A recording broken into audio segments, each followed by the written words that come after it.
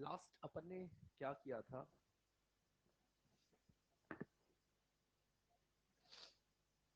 Spring वाले कुछ questions किए होंगे आई गेस। चलिए,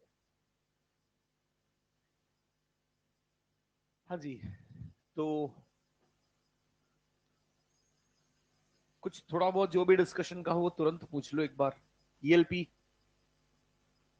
ईएलपी में था कुछ?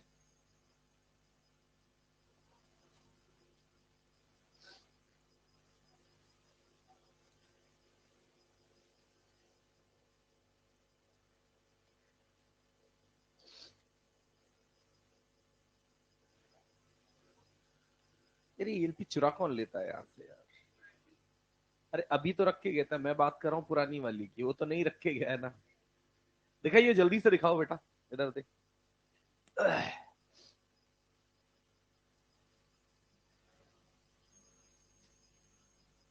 तो बोलो, ये ईएलपी जो है इसमें जो भी ईएलपी नंबर 5 में ही बच रहे थे थोड़े बहुत शायद।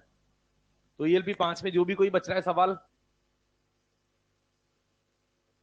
कोई भी। 14 नंबर, 14 नंबर में बोला है 3m द्रव्यमान का एक प्रक्षेप अपने पथ के उच्चतम बिंदु पर विस्फोटित होता है।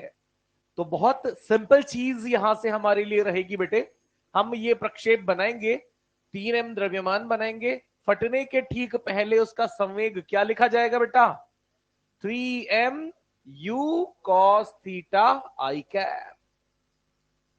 शायद सही है। इसके बाद क्या कहा गया कि अब ये 3 टुकड़ों में बट गया। अब देखते हैं उन 3 टुकड़ों का क्या क्या हाल हुआ। सुनिएगा, पहला, एक भाग अपने पथ पर वापस चला जाता है।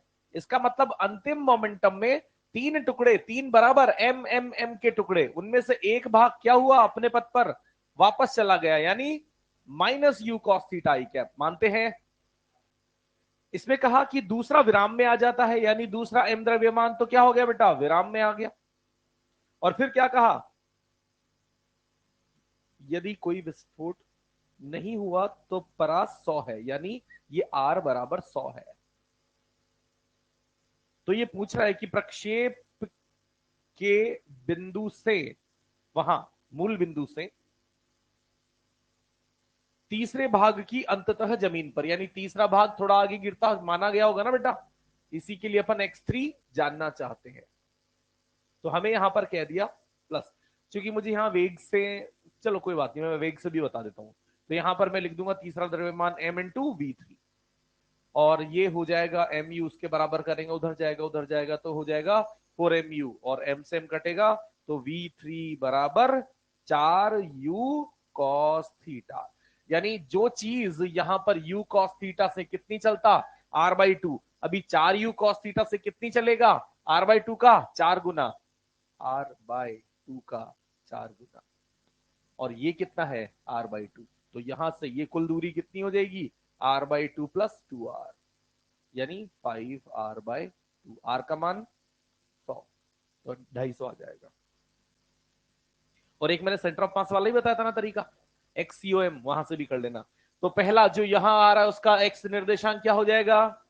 जिसका वेग 0 हो गया उसका एक्स निर्देशांक क्या हो जाएगा? r/2। हाँ के ना, क्योंकि जिसका वेग 0 हो गया वो सीधा नीचे गिरेगा। मानते हैं? और जो तीसरा वाला है उसका x3 निर्देशांक पता लग जाएगा। बढ़िया चीज है ना? कैसे भी, जिसको जैसे भी कंफर्टेबल है, दोनों तरीके से कर सकते हैं, दोनों तरीके अपने हिसाब से। क्योंकि कोशिश करें, वेग अगर नहीं पता करना है ना और सिर्फ निर्देशांक पता करना है, तो वो निर्देशांकों वाला ही तरीका अपनाए। उसमें क्या, ये अनावश्यक वेग वगैरह लिखना ये सब काम नहीं करना पड़ता। उसमें सीधा सीधा सेंटर ऑफ मास लिखो, सेंटर ऑफ मास पहला कहां गिरा, दूसरा कहां गिरा, तीसरा कहां गिरेगा, आराम से पता लग जाता है। ठीक है? और बताओ इसके अलावा? नहीं? चलिए, क्या छिप छिप के बताता है यार। जल्दी बताओ।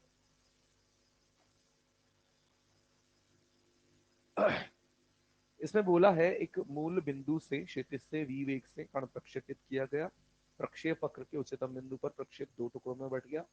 तुरंत टूटने के बाद एक टुकड़ा जमीन के सापेक्ष विराम की स्थिति में आ गया। वायु प्रतिरोध नहीं मानना। निम्नलिखित में से कौन सा वाक्य सबसे सटीक वर्णन करता है कि आगे क्या होगा? बेटे, अगर एक द्रव्यमान सीधा नीचे गिर गया तो दूसरा वाला द्रव्यमान आगे कहीं पे गिरेगा, पहली चीज। तो इसमें लिखा है, सवाल नंबर 12 की बात कर देता हूं, सारी बातें अपन ने कल की हुई है, कोई नई बात इसमें नहीं है। 3m द्रव्यमान है प्रारंभिक, इस तरीके से चला होगा, दो टुकड़ों में टूटा, एक m एक 2m। इसमें क्या कहा गया कि ये वाला टुकड़ा टूटकर, टुकड़ा am द्रव्यमान वाले को माना है, और ये टुकड़ा टूटकर सीधा जमीन पर नीचे गिर गया। तो ये किसी v2 वेग से आगे गिरेगा। v2 वेग भी बता सकता हूं मैं, 3m m0 m2, ये आ जाएगा 3/2 u cos थीटा।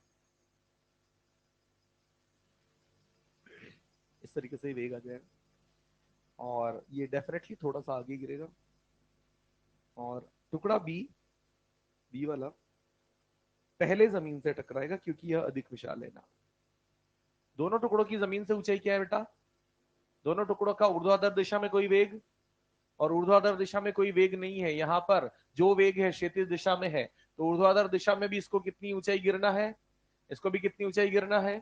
इसका भी ऊर्ध्वाधर दिशा में वेग क्या है, इसका भी ऊर्ध्वाधर दिशा में वेग क्या है, तो इसको भी नीचे गिरने में समय कितना लगेगा, √2h बाय, इसको भी कितना लगेगा, √2h बाय जी। दोनों को समान समय लगेगा धरातल पर गिरने में। दोनों टुकड़ों टूटने के तुरंत बाद टुकड़ों का ऊर्ध्वाधर वेग 0 है, इसलिए वे जमीन पर एक समय में ही टकराते हैं। ये सही है। टुकड़ा ए पहले जमीन से टकराएगा? नहीं, बिल्कुल नहीं। जानने का कोई तरीका नहीं है। क्यों नहीं है भैया? है ना? तो यहां से दूसरा वाला सही आंसर आ जाएगा।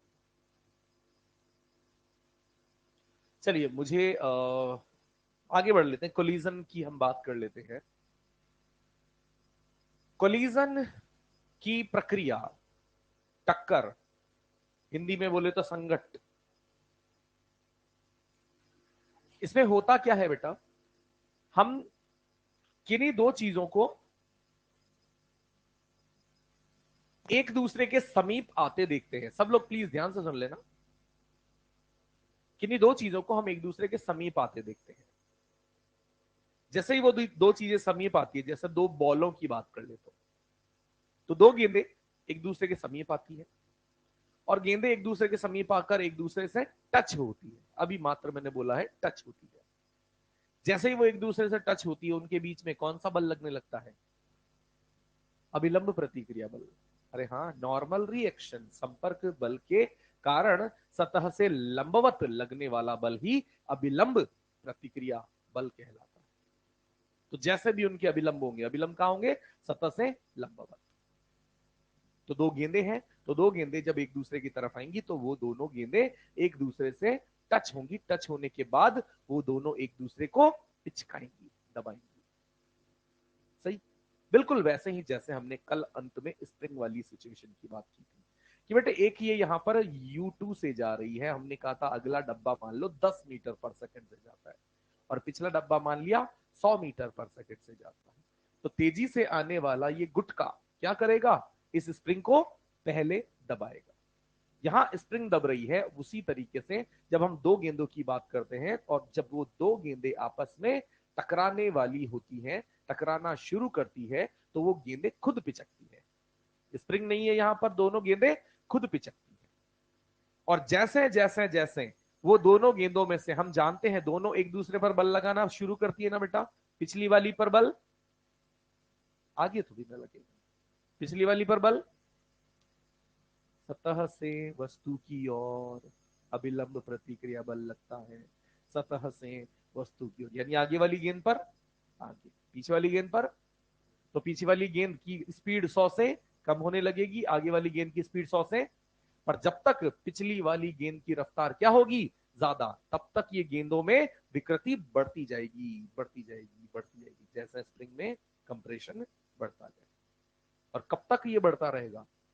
जब तक दोनों का वेग बराबर, जिसे हम क्या कहते हैं? वी डैश कहते हैं ना बेटा। उस वी डैश वाली स्थिति तक ये दोनों गेंदें पहुंचे। तो कुल मिलाकर कहा जाता है कि जब दो वस्तुएं जिनके बीच में हम टक्कर देखना चाहते हैं, टक्कर करवाना चाहते हैं, तो उनके एक दूसरे से टकराने के दौरान उन दोनों के द्वारा एक दूसरे पर लगाए गए अन्योन्य प्रतिक्रिया बल, क्या बोलते हैं, जिसे हम अंग्रेजी में म्यूचुअल इंटरेक्शन फोर्स भी कहते हैं, यानी एक दूसरे पर, परस्पर एक दूसरे पर लगाया गया बल, जो कि परिमाण में और दिशा में के कारण उनके संवेग स्थानांतरित होते हैं। कुछ संवेग हो सकता है इससे इसको मिल जाए, कुछ संवेग हो सकता है इससे इसको मिल जाए। कुल संवेग संरक्षित रहेगा, जीरो नहीं बेटा, कुल संवेग, पर वो आपस में एक दूसरे से संवेग का लेन देन कर सकते हैं। ये किस किस पर निर्भर करता है, उनके प्रारंभिक वेगों u1 और u2 पर, उनके द्रव्यमानों पर, और उन दोनों पदार्थों की प्रकृति पर। प्रकृति का मतलब क्या है कि वो ऐसे हैं जिसके कारण पूर्णतः प्रत्यास्थ टक्कर होगी या अप्रत्यास्थ टक्कर होगी, इस गुण के आधार पर हमें वहां पर अंतिम संवेग मिलेंगे, वितरित होते मिलेंगे। वितरित का मतलब इसका संवेग मान लो शुरू में 200 था, इसका संवेग मान लो शुरू में 50 था, तो हो सकता है कुल संवेग तो क्या ही रहेगा, 250, हाँ ना बेटा, पर अंत में हो सकता है इसका संवेग 150 हो जाए, इसका संवेग 100 हो जाए, इसका संवेग 100 हो जाए, इसका संवेग 150 हो जाए, इसका 125 हो जाए, इसका भी 125 हो जाए। ये अंत क्या होगा, ये तीन चीजों पर निर्भर करेगा, उनके वेग, प्रारंभिक वेग u1 u2 पर, द्रव्यमान कौन कितना बड़ा है कौन कितना छोटा है इस बात पर, और तीसरा जो होता है ना टक्कर में ई, क्या कहते हैं ई को, प्रत्यास्थता गुणांक, कॉफिशिएंट ऑफ रेस्टिट्यूशन या प्रत्यास्थता गुणांक, उस तीसरी चीज पर निर्भर करेगा। ठीक है, ये मैंने फिलहाल छोटी सी कहानी सुनाई। मैं यहां पर आपको ये बताता हूं,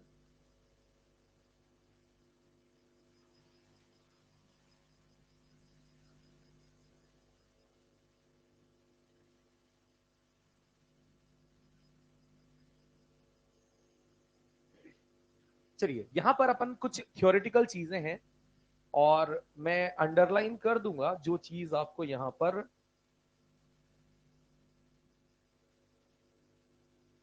जो भी कोई भी चीज आपको यहां पर लिखनी होगी मैं अंडरलाइन कर दूंगा। पूरी चीजें, सारी चीजें लिखने की जरूरत नहीं, उतना उतने में अपने 2 लेक्चर ऐसे ही लग जाएंगे लिखते जाने में। तो सुनते जाएं जैसे भी है, और ये सारी चीजें मॉड्यूल में आपको एज इट इज मिल भी जाएंगी, है ना। एक बार मॉड्यूल दिखा दे तो मैं आपको पेज नंबर भी बता देता हूँ, ताकि आप निश्चिंत होकर आराम से जब भी चाहें इन्हें मॉड्यूल से ही पढ़ें।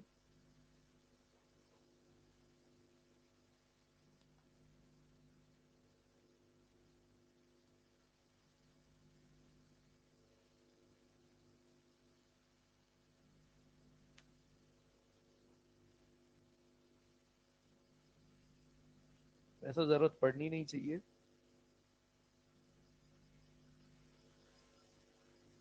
तीन पेजों पर लिखा हुआ मामला ये, 117, 17 में थोड़ा सा जो भी है देख लेना, जरूरत पड़े तो देख लेना, अदरवाइज कोई जरूरत नहीं पड़ेगी। पेज नंबर 118, 119 और 120, है ना।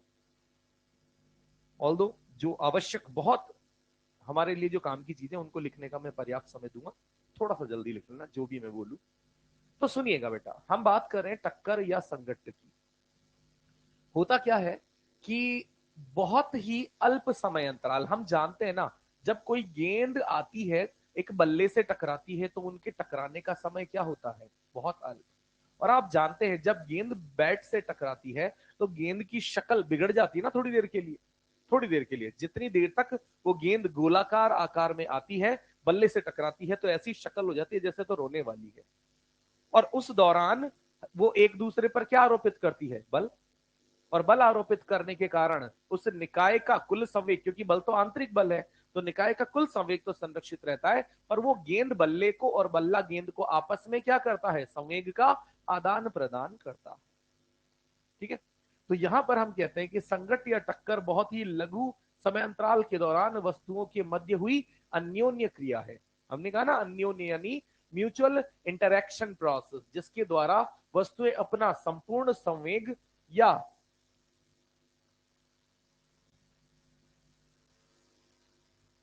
कुछ संवेग, दूसरा कलर लेता हूं भाई, ब्लैक है भी तो नहीं।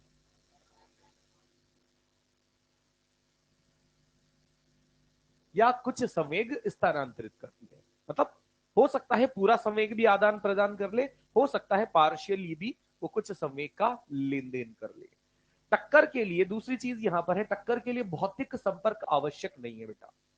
इसका मतलब क्या है कि जब हम बात करते हैं टक्कर होनी है कि नहीं दो वस्तुओं के बीच में, तो भौतिक उनका संपर्क हमेशा आवश्यक इसलिए नहीं होता क्योंकि दो आवेश है। आपने देखा होगा बेटा चुंबक, चुंबक का एक सिरा दूसरा सिरा, जब अपन समान सिरों को चुंबक के पास में ले जाते हैं तो एक बार तो पास लाते लाते लाते यूं हो जाती है ना। जितना तेज उनके बीच का चुंबकत्व प्रभाव है वो उतना ही करीब आने में प्रतिरोध दिखाती है। तो बिल्कुल वैसे ही एक उदाहरण यहां पर लिखा है कि हमेशा उन दोनों चीजों का जिनके बीच में अन्योन्य प्रतिक्रिया बल लग रहे हैं, उन दोनों चीजों का हमेशा फिजिकली संपर्क में आना जरूरी नहीं है। उसके लिए यहां पर लिखा भी है हमने हमने कहा भी है कि ऐसी चीज जिसमें क्या होता है, कुछ प्रयोग जैसे ये किया गया, अल्फा कण क्या है, एक परमाणु नाभिक के पास से गुजरता है, ये नाभिक है और यहां से जब वो गुजरता है तो दूर से ही देखकर उस आवेश से प्रतिकर्षित होकर चला जाता है। अल्फा कण धनात्मक चार्ज है ना, नाभिक धनात्मक। तो यहां से उस अत्यल्प समय में वो विक्षेपित हो जाता है। विक्षेपण से मतलब समझ में क्या आता है, विक्षेपण का मतलब समझ में आता है कि दोनों ने एक दूसरे पर बल लगाए और जिस संवेग के साथ वो जा रहा था संवेग उसका परिवर्तित हो गया और वो बल, उतना बल उस नाभिक ने भी महसूस तो किया भी होगा और इसीलिए वो भी थोड़ा बहुत अल्प विस्थापित जरूर वहां से हुआ होगा। हल्का सा संवेग तो उसको भी कुछ ना कुछ महसूस हुआ होगा।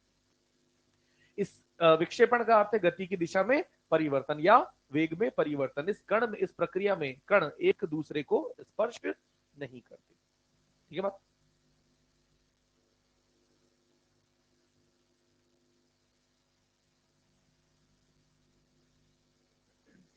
चलिए आगे बात करते हैं। यहां पर सबसे जरूरी चीज क्या रहेगी बेटे, कुछ बेसिक चीजों की बात करते हैं। जैसे मान लो मैंने कहा दो गेंदों को मैं टकराने के लिए भेजता हूं, एक गेंद दूसरी गेंद। अब ये दो गेंदें टकराएगी, टकराने में सबसे जरूरी चीज यहां पर हमें पहले ये देखनी है गति की रेखा। हम यहां से कहना चाहते हैं यह वो रेखा है जिसके अनुदिश वस्तुएं कुछ वेग के साथ गति करती है। सरल रेखीय गति के साथ अगर अपन समझना चाहें, जैसे ये गेंद है, ये गेंद अगर इस दिशा में गति कर रही है तो ये गति की रेखा हमारे लिए बनेगी। ये जरूरी क्यों रहेगी, क्यों गति की रेखा हम समझ रहे हैं, क्योंकि गति की रेखा को समझकर, टक्कर की रेखा को समझकर हम ये समझ पाएंगे कि वो जो कोलिजन होना है वो एक रेखीय होना है या तिर्यक टक्कर यानी द्विविमीय होना है। एक विमीय मतलब टकराने वाली चीजें उसी अक्ष के अनुदिश चलेंगी और उसी अक्ष के अनुदिश टकराने के बाद भी चलेंगी। जैसे ये गेंद आई, ये गेंद आई, टकराई और टकराकर वो इसी रेखा के अनुदिश चल रही है। और एक होगा, एक गेंद आई दूसरी गेंद आई, जैसे कैरम बोर्ड, कैरम बोर्ड में होता है ना, जब अपन किसी गोटी को थोड़ा सा टेढ़ा भेजना चाहते हैं तो उसको साइड से मारते ना बेटा, जानते ना। सब लोग हम हल्का सा उसे साइड से मारते हैं ताकि हम मारेंगे ऐसे और वो गोटी ऐसे जाके हमारे उस गोले में गिर जाए। और एक कभी होता है कि गोले, वो गोटी बिल्कुल सीध में है और सीध में है, हम उसी को आर पार निकालना चाहते हैं तो बिल्कुल सीधा मारते हैं ना, हाँ कि ना, बिल्कुल सीधा मारेंगे, बिल्कुल सीधा टकराएगी और वो बिल्कुल सामने ही गोला है तो उसमें जाकर गिर जाएगी। दोनों प्रक्रियाएं हम आजमाते हैं कैरम बोर्ड में। तो जब हम यहां पर गति की रेखा की बात करते हैं तो हमारा स्ट्राइकर जिस दिशा में गति कर रहा है वही हमारी बन जाएगी line of motion, line of motion. और सामने आने वाली चीज अगर यहां पर ही है बिल्कुल, तो ये जब इससे टकराएगी तो बिल्कुल सीधी ही ये और ये बिल्कुल सीधे ही गति करेंगे, सामने जो भी गोला है उसमें जाकर ये गोटी गिर जाती है। तो इसको क्या कहेंगे बेटा, एक विमीय टक्कर। वही अगर ये वाली गोटी ऐसे है, स्ट्राइकर हमारा ऐसे है और स्ट्राइकर को हम सीधा चलाते हैं और स्ट्राइकर जाकर थोड़ा सा तिरछा इससे टकराता है तो ये किधर गति करेगी, इधर, और स्ट्राइकर किधर, इधर, कहीं पर भी। तो ये चीज है, ये दोनों की दोनों टकराने वाली वस्तुएं क्या अब यहां पर उस सीधी रेखा के बजाय तिर्यक दिशा में जाने लगी है, तो इसको क्या कह देंगे हम, तिर्यक टक्कर या द्विविमीय टक्कर, है ना। तो फिलहाल हम यहां से कहते हैं कि जिस रेखा के अनुदिश मैंने जिस वस्तु को चलाया है उसके चलने की दिशा ही क्या हो जाएगी, लाइन ऑफ मोशन हो जाएगा, गति की रेखा हो जाएगी। जैसे ये सीधी चली तो ये गति की रेखा, ये इधर चली तो ये गति की रेखा, जो जिस दिशा में चल रही है वही उसकी गति की रेखा। आसान, क्लियर है ना बेटा? इसके बाद आता है संगट्ट की रेखा। जैसा कि मैंने बताया कि यदि ये दोनों गेंदें बिल्कुल सीधे सीधा आ रही है, और जब ये दोनों, जैसे मान लो ये एक गेंद आ रही है, ये दूसरी गेंद आ रही है, जब ये दोनों एक दूसरे से टकराएंगी तो इस के द्वारा इस पर और इसके द्वारा इस पर क्या लगेगा? बल। कैसे लगेगा बेटा? कि जो यहां पर दोनों की संपर्क सतहें हैं, ये संपर्क सतहें जब करीब आएंगी तो दोनों एक दूसरे पर क्या नॉर्मल रिएक्शन लगाएंगी बेटे? जिस अक्ष के अनुदिश नॉर्मल लगता है, हमने पहले भी बात की थी, जब गोलाकार वस्तु होती है, डिस्क हो गया, गोला हो गया, जब ये गोलाकार वस्तुएं होती है तो इनके द्वारा लगाया गया नॉर्मल क्या इनके केंद्रों से पास होता है? इनके द्वारा लगाया गया नॉर्मल क्या इनके केंद्रों से पास होता है? तो ये जो इनके केंद्रों को मिलाने वाली रेखा हो जाएगी, जिस रेखा के अनुदिश ये एक दूसरे से टक्कर करेंगे, उसी रेखा को यहां पर कहा जाता है लाइन ऑफ इंपैक्ट या संघट्ट रेखा, यानी जिस रेखा के अनुदिश ये टकरा रही है। बात समझ में आती है? जिस रेखा के अनुदिश ये टकरा रही है। दोनों में अंतर क्या है, गति की रेखा में और संघट्ट रेखा में अंतर क्या है, वो मैं आपको समझाऊंगा फिलहाल, है ना? फिलहाल अपने को क्या समझना है, जिस दिशा में चल रही थी उसको हमने क्या कहा? गति की रेखा, लाइन ऑफ मोशन। और जिस रेखा के अनुदिश दोनों टकराती है उसे क्या कहते हैं? संघट्ट रेखा, लाइन ऑफ इंपैक्ट। जैसे यहां अभी मैंने बात की ना, कैरम बोर्ड की गोटी की रखी हुई थी, और मान लो मैंने यहां पर इसको इधर भेजा था यूं, और ये गोटी यहां पर ऐसे रखी हुई थी। अब ये रखी हुई गोटी, तो ये गोटी, ये इस वाली गोटी की ये क्या हो जाएगी बेटा? लाइन ऑफ, चल तो ये इस दिशा में भेजी है मैंने यूं, पर जब ये इससे टकराएगी तो टकराने वाली रेखा केंद्रों को मिलाने वाली रेखा बनेगी, हाँ या ना? क्योंकि नॉर्मल उन दोनों की सतह से लंबवत यानी केंद्र से पास होने वाली अक्ष के अनुदिश लगेंगे। मानते हैं बेटे? है ना? तो यहां पर इस लाइन ऑफ इंपैक्ट यानी संघट्ट रेखा के अनुदिश ये दोनों यूं टकराएगी, तो ये लाइन ऑफ इंपैक्ट हो जाएगा। और ये अगर स्थिर है और इसको मैंने इस दिशा में चलाया है तो चलने वाली दिशा लाइन ऑफ मोशन हो जाएगी। और जो संवेग का आदान प्रदान होता है वो किस रेखा के अनुदिश होता है? चलने वाली दिशा के अनुदिश या संघट्ट इस लाइन ऑफ इंपैक्ट के अनुदिश? क्यों? क्योंकि बल किस दिशा में लगेगा? लाइन ऑफ इंपैक्ट की दिशा में, इधर भी और इधर भी, आया ना? और जिस दिशा में बल लगेगा उसी दिशा में संवेग भी परिवर्तित होगा। बल के कारण ही संवेग परिवर्तित होता नजर आएगा। ठीक है, यहां तक का मैटर। तो यहां पर लिखा है एक चीज, ये जरूर हमने लिखी है, हमने कहा है कि जब गोलीय वस्तुओं के लिए हम बात करते हैं, चकती, गोला इत्यादि, तो इसके लिए यह रेखा जो लाइन ऑफ इंपैक्ट होगी ये कहां से पास होगी बेटा? उनके सेंटर से, उनके केंद्रों को मिलाने वाली रेखा। ठीक है, इसके बाद बात करते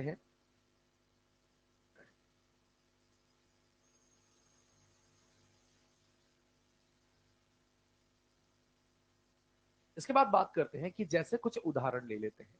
एक सतह है, सतह, गेंद मैंने छोड़ दी या फेंक दी, तो छोड़ी या फेंकी हुई गेंद के लिए ये वाली रेखा क्या होगी? गति की रेखा, है कि नहीं है? और जब ये गेंद आएगी और धरातल से बिल्कुल सीधा टकराएगी तो सतह से लंबवत नॉर्मल है कि नहीं है? सतह से, तो यही क्या हो गई? इसकी लाइन ऑफ इंपैक्ट भी हो गई, संघट्ट रेखा भी। तो यहां गति की रेखा और संघट्ट रेखा दोनों क्या है? सेम, आया ना? फिर से देख लो, यहां पर बिल्कुल सीधा ऐसे किसी वस्तु को हमने चलाया है, धरातल को नहीं चला रहा हूं, सिर्फ इस वस्तु को चला रहा हूं, तो इस वस्तु की गति की रेखा मुझे नजर आई, है ना? Line of motion. और जब ये वस्तु टकराएगी तो हमें पता है टकराने के लिए बिल्कुल गोलाकार आती हुई गेंद या वस्तु उस सतह से ऐसे टकराएगी, और सतह से लंबवत यानी उस वस्तु के केंद्र से पार होता हमें क्या मिलेगा? संघट्ट रेखा, लाइन ऑफ इंपैक्ट। और जब दोनों रेखाएं समान होंगी, गति की रेखा और संघट्ट रेखा जब बिल्कुल समान होंगी, एक ही रेखा होंगी, तो उस स्थिति में हमें एक विमीय गति मिलती है, यानी जिस रेखा से गेंद आ रही थी उसी रेखा के अनुदिश गेंद वापस भी जाएगी। हाँ क्या ना बेटा? क्योंकि पहले जिस रेखा के अनुदिश आ रही थी उसका संवेग उसी रेखा के अनुदिश था, टकराने के दौरान जो संवेग में परिवर्तन होगा वो भी उसी रेखा के अनुदिश होगा। तो संवेग में परिवर्तन के बाद वो गेंद जब जाने लगेगी तो उसी रेखा में जाने लगेगी। आया ना। दूसरी चीज कि मान लेता हूं यहां पर ये गेंद मैंने कुछ ऐसे भेजी यूं, तो इस दिशा को, इसको क्या कह देंगे बेटे? Line of motion. Line of motion. पर जब ये अंत में गेंद यहां पर आकर टकराएगी तो टकराने के कारण इसके और इसके बीच में बल यूं लगेंगे कि नहीं लगेंगे? मानते हैं? ये क्या हो जाएगी? इसकी संगत रेखा, लाइन ऑफ इंपैक्ट। और इसके कारण ये गेंद आप जानते किधर जाती है? ऐसे। अरे ऐसे आएगी, टकराएगी और ऐसे जाएगी। यानी जिस रेखा के अनुदिश चल रही थी वापस उसी रेखा में नहीं लौटी, क्योंकि यहां लाइन ऑफ मोशन और लाइन ऑफ इंपैक्ट समांतर, और समांतर नहीं है तो इसी को क्या कहते हैं बेटे? तिर्यक टक्कर।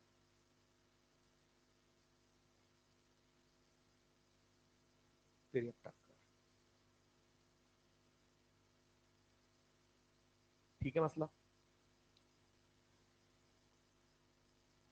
जब यहां पर बिल्कुल समांतर आती है, समांतर जाती है, तो उस स्थिति में यानी हम लिख सकते हैं लाइन ऑफ इंपैक्ट समांतर हो अगर लाइन ऑफ मोशन के, तो उस स्थिति में। और जैसा कि हम जानते हैं दीवार, दीवार हमेशा क्या करती है? सतह से लंबवत बल लगाती है।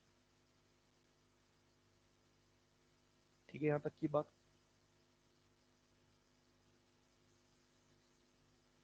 तो यहां से हमने दिशा के आधार पर दो प्रकार की गतियां समझनी चाहिए। पहली जिसमें मैंने कहा सम्मुख या फिर एक हुई है। और हमने क्या कहा? जब गति की रेखा और टक्कर की रेखा एक दूसरे के अनुदिश हो, उसको गणितीय रूप में कैसे लिख सकते हैं? लाइन ऑफ इंपैक्ट समांतर लाइन ऑफ मोशन। उस स्थिति में संवेगों का आदान प्रदान उसी रेखा के अनुदिश होना होता है। जैसे ये गेंद इसी रेखा के अनुदिश चलती हुई बिल्कुल सीधी आके टक्कर करेगी, तो उस स्थिति में भी अपने को लाइन ऑफ मोशन और लाइन ऑफ इंपैक्ट स्लैश लगा के लिखा है ना?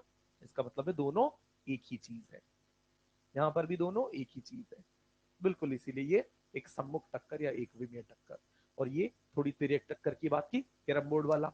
ये स्ट्राइकर यहां से यूं जा रहा है, ये गोटी रखी हुई है, हल्का सा तिरछा टकराया, बिल्कुल केंद्र से केंद्र मिलाने वाली रेखा के अनुदिश ना टकरा के ऐसा थोड़ा तिरछा टकराया, ये इधर जाएगी गोटी, अलग अलग है। ये क्या हो गया? तिर्यक टक्कर।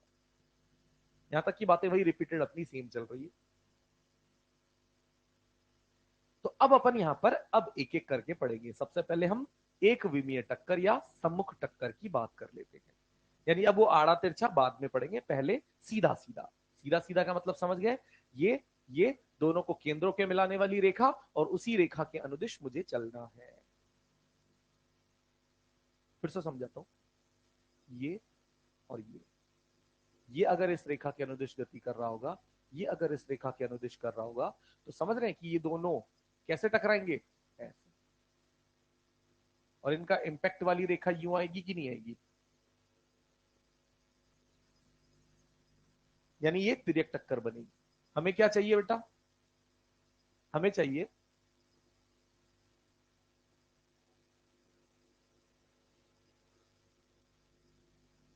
सम्मुख टक्कर के लिए हमें चाहिए कि पिछली पीछे से आती गेंद बिल्कुल इसी केंद्रों को मिलाने वाली रेखा के अनुदिश आए, तो टक्कर भी इसी रेखा के अनुदिश हो जो इनकी लाइन ऑफ इफेक्ट। तो वही चीज हम यहां से कहना चाहते हैं। तो ध्यान से सुनना मेरी बात को। वही स्प्रिंग वाला केस मैं आपको फिर से याद दिलाता हूं कि ये एक गेंद बी, ये एक गेंद ए। और अगर हम यहां से जानते कि अगर ये गेंद ए पीछे से आके इसको टकराएगी तो ऐसा कब संभव है बेटा? जब यूए किससे तो आई, और जस्ट क्या हुआ? टच।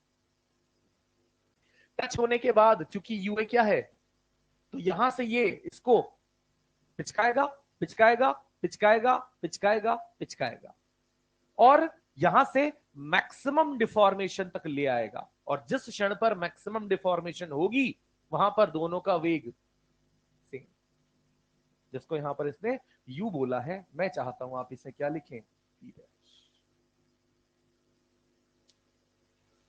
1% भी अपनी पुरानी बात में यहां में कोई दिक्कत आपको लग रही हो तो नहीं। इसके बाद की प्रक्रिया भी हम जानते हैं कि चूंकि अभी भी इस गेंद को क्या मिलेगा, त्वरण, और पीछे वाली गेंद को मंदन। ऐसा क्यों था बेटा? क्योंकि मैंने कहा था कि अगर स्प्रिंग से रिलेट करो तो स्प्रिंग यहां पिचकी हुई अवस्था में है, हाँ के ना? स्प्रिंग पिच की अवस्था में, तो पिच की अवस्था में स्प्रिंग का ये सिरा आगे बल लगाता है और ये सिरा, तो आगे वाली गेंद पर आगे बल लगेगा तो उसको क्या मिलेगा, और पीछे वाली गेंद पर पीछे बल लगेगा तो उसको क्या मिलेगा। यानी अब ये आगे वाली गेंद का वेग और बढ़ने लगेगा। यानी फिलहाल शुरू में तो क्या था, यूबी कम था, पर टक्कर के कारण यूबी यानी आगे वाली गेंद का वेग बढ़ रहा है, बढ़ रहा है, बढ़ रहा है, और पीछे वाली गेंद का तो वेग घट रहा है, घट रहा है, घट रहा है। इस प्रक्रिया में इसका वेग ए वाली का ज्यादा था, बी वाली का कम था ना? धीरे धीरे धीरे धीरे धीरे दोनों का वेग, इस पॉइंट को हमने क्या कहा, ये वाला। इसके बाद भी बल वैसे ही लग रहे तो इसका वेग और इसका वेग कम हो, फिर अंत में दोनों वस्तुएं कहीं जाकर अलग अलग हो जाएंगी। तो जैसे हमने कहा कि अंत में फाइनली अब ये किस वेग से चलने लगी, वीबी वेग से, और ये किस वेग से चलने लगा, वीए वेग से। और जब ये दोनों के बीच का टक्कर खत्म हो गया, यानी अब दोनों संपर्क छोड़कर ये अपने वेग से और ये अपने वेग से चलने लगेगी। और निश्चित रूप से आप जानते हो कि अब कौन बड़ा होगा, किससे? क्योंकि बराबर था तब तक तो उनके बीच में डिफॉर्मेशन या उनके बीच में संपीड़न क्या था बेटा, मैक्सिमम था। और उस संपीड़न के बाद भी आगे वाली गेंद का वेग बढ़ा है ना, बढ़ता गया है, तो डेफिनेटली जब वो चीजें आगे वाली गेंद का पर्याप्त वेग बढ़ जाएगा तो वो तेजी से आगे निकल जाएंगी और ये थोड़ा धीमे उसके पीछे जाने लगेगी। अब हो सकता है ये पीछे वाली गेंद उसके पीछे जाए, हो सकता है ये गेंद दिशा पलट ले, हो सकता है ये गेंद विराम पर आ जाए। मैं ये नहीं कह रहा हूं कि ये वाली गेंद उसके पीछे ही जाएगी हमेशा, ये वाली गेंद तो आगे जाएगी जो आगे वाली है, पर ये पीछे वाली हो सकता है थोड़ी धीमी हो जाए, हो सकता है दिशा पलट ले, हो सकता है विराम पर आ जाए। ये फिर से किस पर निर्भर करेगा, प्रारंभिक वेगों u1 u2, द्रव्यमानों ma mb, और इस टक्कर के उस गुण यानी प्रत्यास्थता गुणांक E पर निर्भर करेगा कि अंत में उनके वेग क्या होने हैं। और इसके लिए हम फॉर्मूले पे निर्भर करेंगे, हमें अपना दिमाग नहीं लगाना, फॉर्मूला डेरिवेशन जो कॉन्सेप्ट हमें फॉर्मूला देगा उसी पर हम निर्भर करेंगे। क्लियर है? इस पूरी चीज में मैं आपको फिर से कुछ बातें बताता हूं, ध्यान से सुनना। ये पूरा आपके सामने जो बना हुआ है ना, ये कोलिजन का प्रोसेस है बेटा। इस कोलिजन के प्रोसेस में जब कभी भी दो गेंदें टकराएंगी तो उनके बीच का पिचकाव अधिकतम होगा, हमेशा हमेशा। हाँ, पिचकने के बाद जब ये वापस गेंदें अपने पुनर्आकार में आने लगेंगी, समझ रहे, पुनर्आकार में आने लगेंगी, तो इस पुनर्आकार में आने के हिसाब से हमें तीन प्रकार के कोलिजन मिलते हैं। पहला, जब ये दोनों गेंदें एग्जैक्ट वैसे ही आकार में आ जाएंगी जैसी पहले थी, यानी कोई विकृति उन गेंदों में नहीं रही, जो विकृति हुई थी पर वो विकृति वापस अपने सामान्य अवस्था में आ गई है। यानी हमें जो भी लॉस इन काइनेटिक एनर्जी, यहां लॉस इन काइनेटिक एनर्जी हुआ है कि नहीं हुआ है बेटा, यहां से यहां में लॉस इन काइनेटिक एनर्जी की बात करते आए हैं अपन, याद है ना? जब वो समान वेग से चलने लगती है उस स्थिति में लॉस इन काइनेटिक एनर्जी को क्या लिखते हैं, हाफ म्यू यू रिलेटिव का स्क्वायर। पर हम क्या कहना चाहते हैं कि गेंदों की, मटेरियल की प्रकृति के हिसाब से होता है। रबड़ का मटेरियल कितना प्यारा होता है कि जैसे टकराएगा बिल्कुल वैसे ही वापस वो अपने पुनराकार में आ जाएगा, जबकि मिट्टी की गोली टकराएगी तो अपने पुनराकार में नहीं आएगी। और कभी कभार आपने देखा होगा प्लास्टिक की गेंदें ऐसी होती है जो टकराती है और हल्का सा उनमें सतह डिफॉर्म हो जाती होता है ना प्लास्टिक की गेंदें। तो तीन प्रकार हो गए, एक ऐसे जिनमें रबड़ की गेंदें टकराई और पुनर् अपने आकार में आ गई, एक ऐसी गेंदें जो टकराई और जो उनमें डिफॉर्मेशन रहा ना, तो बिल्कुल ऐसी की ऐसी बुरी सी शक्ल से वो चलने लग जाती है, जिसको अपन क्या कहेंगे, जिसमें अपन ने उन जो ऊर्जा, जो डिफॉर्मेशन हुई, जो विकृति आई, वो विकृति हमें पुनर्प्राप्त नहीं हुई। और एक जिसमें कुछ विकृति पुनर्प्राप्त हमें ऊर्जा के रूप में हो गई, पूरी 100% नहीं, 10, 20, 30% विकृति उसमें रहेगी। हाँ कि ना? यानी कोई भी टक्कर हो, यहां से यहां तक का मामला तो सब में सेम ही रहेगा। आना है, विकृति बननी है, विकृति बनने के बाद पुनर्निर्धारण उन आकृतियों का कैसे होगा, इसके 3 मापदंड होंगे अलग अलग प्रकार से। एक में पूरा 100% विकृति प्राप्त हो जाएगी, एक में 100% विकृति विकृति ही बनकर रह जाएगी, और एक में कुछ प्रतिशत विकृति हमें वापस ऊर्जा के रूप में मिल जाएगी। परंतु टक्कर तीनों में से किसी भी प्रकार की हो, नंबर 1, नंबर 2 या नंबर 3, इस गति में संवेग संरक्षित रहेगा या नहीं रहेगा? रहेगा, क्योंकि जो भी यहां पर ये विकृति लाने का प्रयास है, ये किसके द्वारा है? आंतरिक बलों द्वारा। और आंतरिक बलों द्वारा है तो आंतरिक बल कभी संवेग में परिवर्तन नहीं करते, और बाह्य बल यहां पर है ही नहीं। हाँ कि ना? थोड़ा सा आगे बढ़ाते हैं।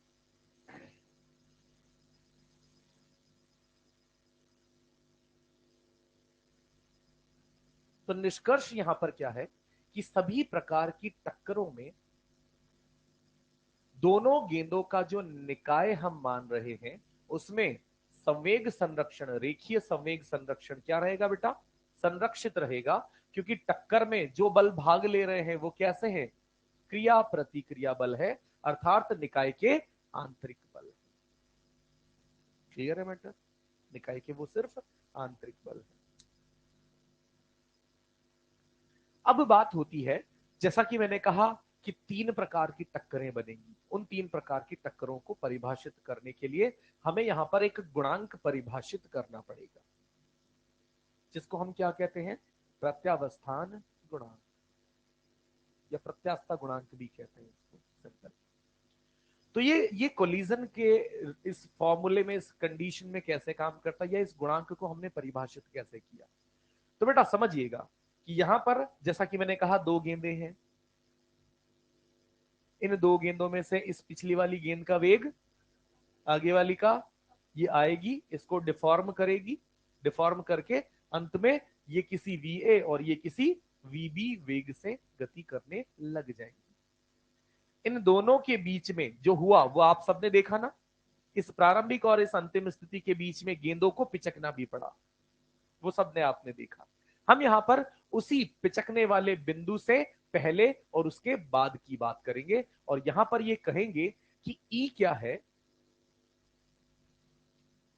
कि जब 2 गेंदें आती है, निकट आती है, तो उनके बीच में विकृति लाने के लिए बल लगते हैं, जिनको अपन कहते हैं डिफॉर्मिंग फोर्स। क्या कहते हैं? तो जब ये गेंद जितनी तेजी से आएगी, वो डिफॉर्मिंग फोर्स उतना ही ज्यादा लगेगा, और उस डिफॉर्मिंग फोर्स के कारण गेंदें पिचकी, पिचक गई। ठीक है, अब उन गेंदों के अंदर की आत्मा जागेगी। अगर उनके अंदर की आत्मा अच्छी है, यानी ई बराबर 1 है, तो वो आत्मा कहेगी मैं वापस अपने उसी पुराने शेप में आ जाऊंगी। उसे कहते हैं रिफॉर्मिंग, RE फॉर्मिंग। पहले वाला डिफॉर्मिंग, और बाद में अगर ये डिफॉर्मिंग और रिफॉर्मिंग वाला बल बराबर है, तो गेंदें अपने 100% पुराने आकार में आ जाएंगी। यानी जिस बल से उनमें विकृति लाने का प्रयास किया गया, उसी बल से वो वापस अपने ओरिजिनल आकार में आने की इच्छा अगर रखती है, तो इस प्रकार की वस्तुओं को क्या कहा जाता है? E बराबर 1, यानी पूर्णतः प्रत्यास्थ टक्कर या पूर्णतः प्रत्यास्थ वस्तु। तो यहां से हम उसको मैथमेटिकली कैसे सीखते हैं, ये देखिएगा। ये हमें पता कैसे लगता है कि वो वस्तु पूर्णतः प्रत्यास्थ वाली है या नहीं है? तो हम कहते हैं कि संघट्ट रेखा के अनुदिश उनके सापेक्षिक रूप से दूर जाने का वेग। तो सापेक्षिक रूप से दूर जाने का वेग मैंने क्या बोला बेटा? VB। ज्यादा होगा, वीए कम होगा, जीरो भी हो सकता है, दिशा भी पलट सकती है, पर इसके सापेक्ष इसका दूर जाने का वेग जो होगा उसे क्या लिखेंगे बेटे, वीबी माइनस। और ये दूर जाने के लिए जो गुण आएगा वो इसी से आएगा कि इन्होंने अपने पुराने आकार में आने के लिए कितना बल लगाया। जस्ट देखना, मतलब हुआ ये तेजी से ही आ रही है, ये डिफॉर्म हो गई। अब गेंद अगर रबड़ की है ना, तो वापस अपने पुराने आकार में आने के लिए बल लगाती है अंदर ही अंदर। और जैसे ये बल लगाएगी तो ये इसको, इस आगे वाली गेंद को किधर धक्का मारेगी, और ये पीछे वाली गेंद इस प्रकार से, हो सकता है उस बल लगाने के प्रयास में आगे चल जाए, हो सकता है पीछे चल जाए, पर जिस प्रकार से ये एक दूसरे को दूर फेंकती है, उसी दूर फेंकने के गुण को क्या कहते हैं, वीबी माइनस वी।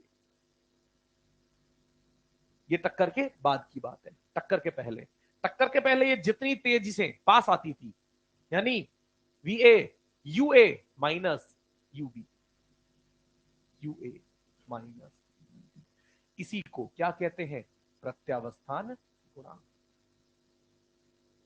और मैंने कहा जब गेंद की आत्मा बहुत अच्छी होती है, मतलब कहा जाए तो, यानी गेंद बिल्कुल रबड़ जैसी आदर्श गेंद, आदर्श रबड़ है, यानी पूरा का पूरा वो अपने पुनराकार में आने का प्रयास करना चाहता है, उस स्थिति में जिस गति से वो एक दूसरे से दूर जाती है और जिस गति से वो एक दूसरे के पास आती है, गति का मतलब यह है कि उनके दूर जाने का वेग, और ये सापेक्षिक वेग है, एक के सापेक्ष दूसरे का, है ना बेटा, सापेक्ष। और टक्कर के अनुदिश पास आने का जो वेग है, अगर जिस हिसाब से वो दूर जाती है, जिस हिसाब से वो पास आ रही थी, अगर दोनों चीजें यहां पर समान है, उस स्थिति में ई का मान कितना मिलेगा, और उसी टक्कर को यहां पर क्या कहा जाएगा, पूर्ण प्रत्यास्थ।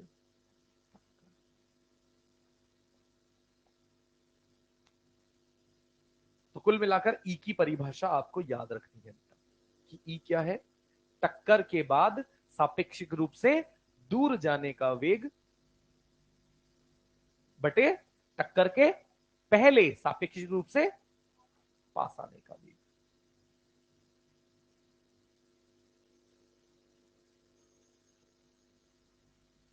पास आने से क्या होता था, डिफॉर्मेशन, और दूर जाने वाली प्रोसेस कब आएगी, जब वहां पर रिफॉर्मेशन होगा। और मैं क्या कहना चाहता हूं कि अगर रिफॉर्मेशन और डिफॉर्मेशन बराबर हो, यानी गेंदें पूर्णतः प्रत्यास्थ है, यानी जिस प्रकार से विकृति आ रही है उसी प्रकार से उस विकृति को दूर भी कर दिया जाएगा और पुनर् अपने आकार में आ जाएंगे, उस स्थिति में ये रिफॉर्मेशन और डिफॉर्मेशन बराबर होंगे, तो ई बराबर 1। हाँ या ना, 100% बोलो ये बात। हाँ, डिफॉर्म मतलब टक्कर के पहले उनको जिस प्रकार से विकृत किया गया, और टक्कर के बाद जिस प्रकार से उनको वास्तविक आकार में लाने का प्रयास किया गया, गणितीय रूप से वो यहाँ पर प्रूव कर दिया जाता है। आप उधर अंदर बहुत डिटेल में मत पूछो, आप यहाँ पर देखो कि अगर रिफॉर्म और डिफॉर्म होने का गुण पूरा बराबर है, यानी पूर्णतः प्रत्यास्थ टक्कर है। सुनो, मिट्टी की गेंदें डिफॉर्म तो हो गई, रिफॉर्म यानी रिफॉर्मेशन 0, तो ई बराबर 0, पूर्णतः अप्रत्यास्थ।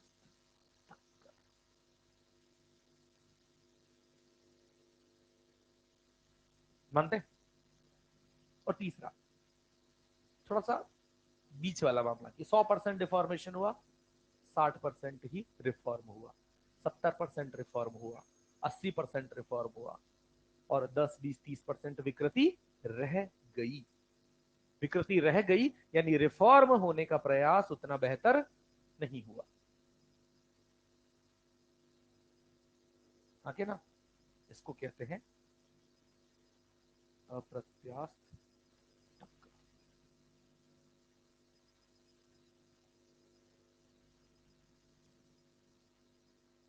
ठीक है मसला।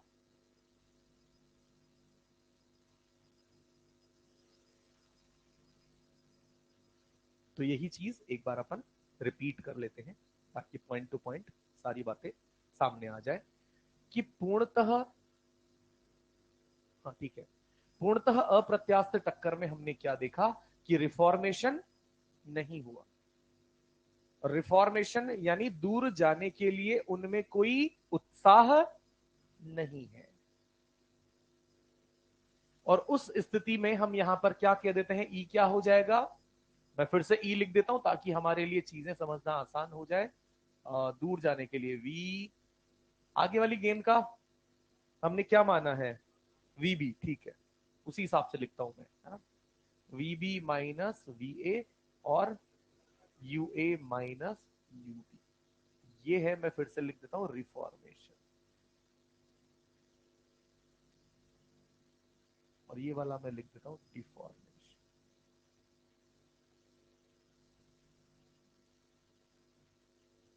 तो हमने यहां पर देखा टक्कर के पश्चात दोनों वस्तुएं एक दूसरे से चिपक जाती है, और चिपक जाती है तो हम यहां से E बराबर 0 वहां रखेंगे तो क्या आ जाएगा बेटा, V B minus V A बराबर 0, यानी वी बी बराबर वी ए। और उसी चीज को पता है अपन क्या कह रहे हैं, वी डैश। याद आया कि हम टक्कर के दौरान जब वो एक दूसरे से चिपकती है उसी कॉमन वेलोसिटी को अब तक वी डैश कहते आए थे। यानी दो गेंदें आती है, वी डैश की स्थिति में पहुंचती है और उसके बाद अलग होना भूल जाती है, वी डैश से ही चलना शुरू कर देती है आगे हमेशा के लिए। पूर्णतः प्रत्यास्थ इन टक्करों में ई बराबर 1 और पार्शियली 0 से 1, जिनमें हम देखते हैं कि इसको प्रत्यास्थ कहते हैं, अप्रत्यास्थ, सॉरी, अप्रत्यास्थ, इनमें कुछ हद तक रिफॉर्मेशन की प्रक्रिया हो जाती है। और फिर वापस से हमने इस बात को लिखा कि यहां पर टक्कर का प्रकार या उन गेंदों का, उन वस्तुओं का मटेरियल कैसा भी हो, प्रत्यास्थ हो, अप्रत्यास्थ हो या पूर्णतः अप्रत्यास्थ हो, पर संवेग हर प्रकार की टक्कर में संरक्षित रहता है। थोड़ा सा और इस बात को इलॉबरेट करने के लिए हम आगे बढ़ते हैं और ये चीजें देखते हैं, गौर से देखना। अब मैं आपको गतिज ऊर्जा समझाना चाहता हूं। अभी तो मैंने संवेगों पर और प्रत्यास्थता गुणांक पर बात की, वही सेम चीजें एक नजरिया और हम अपनाते हैं। गौर से देखिए, वही सेम सिचुएशन, इनिशियल, ज्यादा, कम, दोनों आएंगी, टकराएंगी, और सबसे बुरी शक्ल कब बनती है, जब दोनों का वेग बराबर हो जाता है। और मैंने कहा कि ये प्रक्रिया तो हर प्रकार की टक्कर में आएगा, इसके बाद अंतर आना शुरू होता है, क्योंकि विकृति तो सब में आएगी, क्योंकि U1 अगर U2 से बड़ा है तो पीछे से गेंद आके तो टकराएगी, और विकृति भी सब में आएगी। विकृति के बाद उस विकृति को पुनः रिफॉर्म कराने का गुण वहां गेंदों के हिसाब से निर्भर करता है, और उसी गुण के हिसाब से हमें टक्कर के 3 प्रकार भी प्राप्त होते हैं। तो हमने कहा कि अब स्थिति पर निर्भर करता है फाइनल कंडीशन। चित्र बी में विकृति क्या है, अधिकतम, और दोनों गेंदों का वेग क्या है, और चित्र सी किस पर निर्भर कर रहा है, पदार्थ पर। बिल्कुल पिन पॉइंटेड चीजें यहां से हमने लिखी है, कोई दिक्कत इसमें नहीं होनी चाहिए। थोड़ा सा और आगे बढ़ाता हूं कि जब गेंदें पूर्णतः प्रत्यास्थ हो तो हमने कुछ थ्योरी लिख दी ताकि अपने को पढ़े तो ध्यान रह जाए। उनके भीतर बल उत्पन्न होते हैं, फलस्वरूप गेंदें अपनी वास्तविक स्थिति में पुनः आ जाती है। इसका मतलब जो मैं रिफॉर्मेशन कह रहा हूं ना, उसको हिंदी में क्या कहते हैं, विरूपण। तो विरूपण में व्यय ऊर्जा पुनः किसमें बदल जाएगी, गतिज ऊर्जा में। ध्यान से सुनना, फिर से रिपीट करता हूं। यहां शुरुआत, यहां सबसे बुरी शक्ल वाली स्थिति, और इस सबसे बुरी शक्ल वाली स्थिति यानी अधिकतम विकृति वाली स्थिति में जो लॉस होता है, वो लॉस हम सब जानते हैं।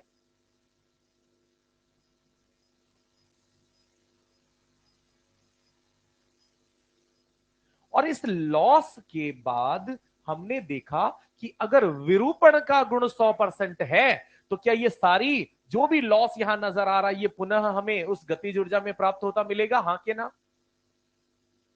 क्योंकि लॉस लॉस नहीं रहेगा, वो पुनः मिल जाएगा, क्योंकि रबड़ की गेंदें प्रत्यास्थ होती है। जैसे स्प्रिंग, स्प्रिंग पिचकाई तो ऊर्जा उसने सोख ली, स्प्रिंग को खोला तो ऊर्जा स्प्रिंग ने वापस दे दी। बिल्कुल वही चीज यहां पर मिलेगी, कब, गतिज ऊर्जा 100% अपने को यहां से मिल जाएगी, जो भी विकृति में गई थी। कब? जब ई का मान, जो गतिज ऊर्जा का लॉस है, जिसको डेल्टा के लिखूं तो बहुत सही लगेगा आपको, लॉस डेल्टा के, और वो लॉस यहां पर अपने को 0% ही वापस मिलेगा, यानी लॉस लॉस ही रह गया, ई बराबर 0। ये पुनर्प्राप्ति की बात कर रहा हूं। डेल्टा के जीरो का मतलब ये नहीं है कि जीरो है, डेल्टा के ही पुनः प्राप्त, पुनः गतिज ऊर्जा की प्राप्ति।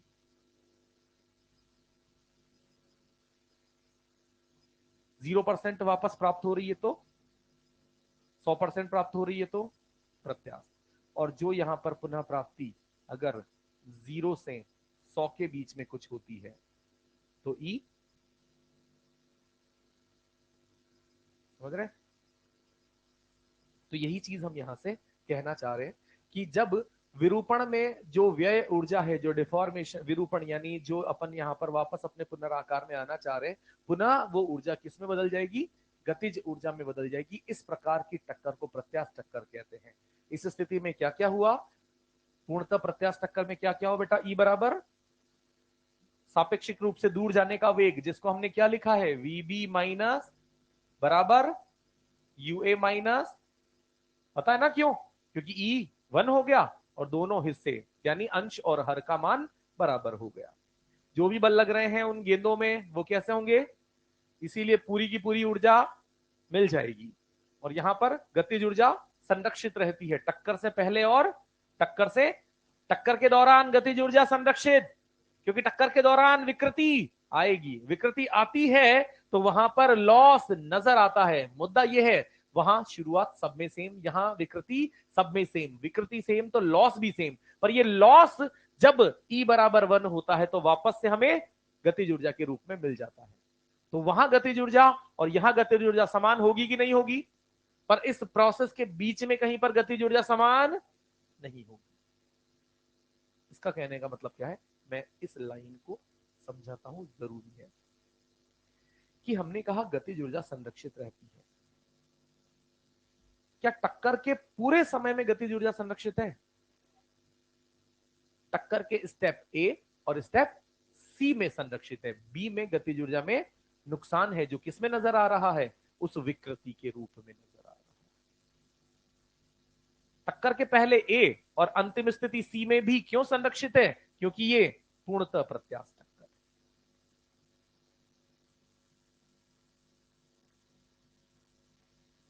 कंजर्वेशन ऑफ लीनियर मोमेंटम तो वैलिड है।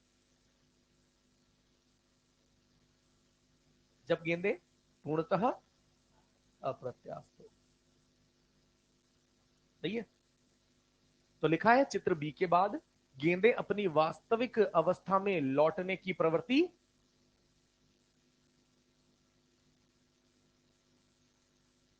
रिफॉर्मेशन जीरो, अतः वे उसी विकृति के साथ समान वेग यानी v डैश से गतिशील रहती है। इसलिए जो विरूपण में व्यय ऊर्जा है वो पुनः गतिज ऊर्जा में नहीं बदल सकती, कुछ भी नहीं बदल सकती, 0%। इसीलिए ऊर्जा की अधिकतम हानि होती है और इसी टक्कर को पूर्णतः अप्रत्यास्थ टक्कर कहते हैं। ई बराबर 0। और दूर जाने का वेग, यानी इसको हम क्या लिख सकते हैं? थोड़ा सा ऐसे लिख दें, V B minus V A बराबर, और यहां से वी बी बराबर, और उसी को हमने क्या लिखा? और ऐसा इसलिए हुआ होगा कि बल कैसे हैं? गतिज ऊर्जा में हानि, वो भी, पर संवेग संरक्षण अभी भी वैलिड है। शायद आप समझ गए होंगे।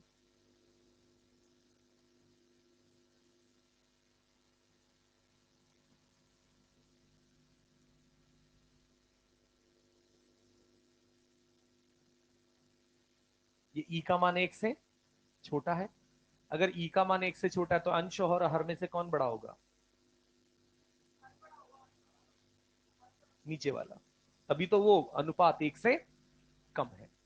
तो हम क्या लिख देंगे, VB माइनस VA छोटा होगा UA, और ये क्या था, पास आने वाला, और ये क्या था, दूर जाने वाला। तो दूर जाने का वेग लेसर देन बल कैसे है, असंरक्षित। ऊर्जा वापस मिलती है, पूर्णता नहीं मिलती, इसीलिए गतिज ऊर्जा की हानि। और COLM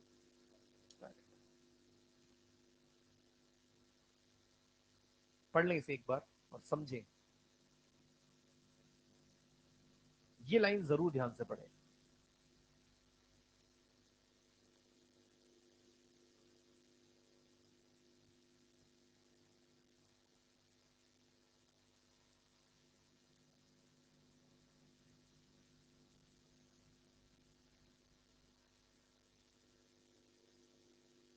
आपने देखा होगा मैंने बार बार एक चीज को हर दूसरी तीसरी स्लाइड में लिखने की कोशिश की है कि संवेग संरक्षण सबसे जरूरी चीज है, जो टक्कर कैसी भी हो संरक्षित रहेगा। क्योंकि बेटे आप थ्योरेटिकल सवाल में ये मान के चलो, कोलिजन का अगर थ्योरेटिकल क्वेश्चन है ना, तो 100% वो संवेग संरक्षण की बात करेगा। वो दो बातें करेगा, संवेग संरक्षण की और गतिज ऊर्जा संरक्षण की। तो हमें दोनों में अंतर समझना है। तो गतिज ऊर्जा संरक्षण तो परिस्थिति पर अलग अलग निर्भर करता है, वो संरक्षित हो भी सकती है, नहीं भी हो सकती, पर संवेग हर जगह संरक्षित है। कोई भी, किसी को भी 1-2% भी डाउट हो तो बात करें। क्लियर है यहां तक का? मैं पढ़ देता हूं कि नोट इसलिए हमने लिखा है कि जो भी हमने पढ़ा उसको एक बार सार हमने उसका निकालने की कोशिश की है कि संपूर्ण प्रक्रिया में कई समान नहीं है, चाहे वो प्रत्याश टक्कर ही क्यों ना हो, क्योंकि उसमें स्थिति बी ऐसी आती है जिसमें डिफॉर्मेशन नजर आता है, और उस डिफॉर्मेशन की परिस्थिति में जो लॉस का फॉर्मूला है वो हमने ऑलरेडी पढ़ रखा है, वो हमारे लिए कोई बहुत नई बड़ी बात नहीं होगी। हाँ, पूर्णतः प्रत्याश टक्कर में भी गतिज ऊर्जा अगर अपन संरक्षित करा सकते हैं तो टक्कर के पहले और टक्कर के बाद करा सकते हैं। आगे बढ़ू, इसको एक बार क्वेश्चन को सोचो, पढ़ो, आंसर दो। अब मुझे एक समस्या का समाधान और बता दो, ये लिखोगे कैसे? अभी समय कितना हो गया भाई, 1 घंटा हो गया। ये PDF मैं कहां डालूं, इसी पे है, ही सही। अब समस्या वो आएगी जिनके पास फोन नहीं है, वो क्या करना, 3 या 4 पेज छोड़ देना, अगले दिन जिस दोस्त ने लिख लिया हो PDF से उससे कॉपी कर लेना, है ना? अरे इतना तो कर ही सकते हैं यार, है ना? जैसा भी कॉपी का आदान प्रदान कर लेना, या जैसा भी, जिस भी आपकी यारी दोस्ती पे निर्भर करता है कि जिनके पास फोन ना हो उनकी मदद कर देना बस, ठीक है ना? ये ऑटोमेटिक अपलोड हो ही जाएगी, उसमें अपने को कुछ नहीं करना। बताएं, संवेग सभी प्रकार की टक्करों में संरक्षित रहता है परंतु गतिज ऊर्जा नहीं। सहमत है?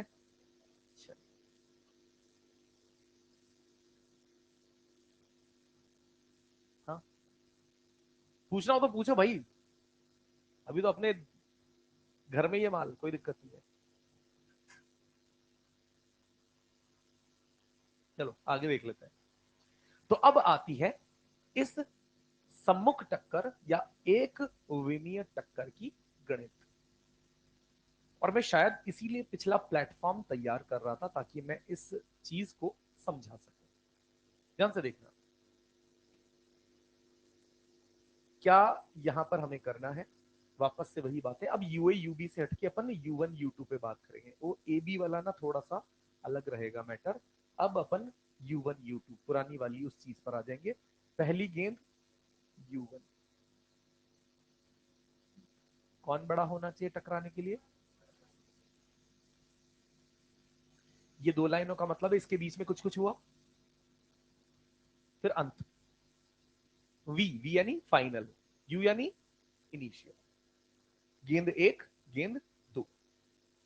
अब ये जो भी, जिस भी प्रकार की टक्कर, इसके बीच में मैंने कहा ना कुछ कुछ हुआ और उसमें कुछ में कुछ भी हुआ होगा, मुझे पता है संवेग, तो मैंने कहा रेखीय संवेग संरक्षण का उपयोग करूंगा। जो भी चीज, क्योंकि बेटा मैं जानता हूं संवेग सदिश राशि है, संवेग के लिए वेग लिखता हूं, वेग भी, तो जो भी चीज यहां पर लिखूंगा मैं, सदिश के रूप में लिखूंगा, यानी चिन्हों का उपयोग करते हुए लिखूंगा। और चूंकि मैं जानता हूं कि ये एक रेखीय टक्कर है, तो मैं सदिश दिशा का उपयोग करने के लिए इधर और इधर की दिशा को, इसके अलावा मुझे कुछ भी ध्यान नहीं रखना।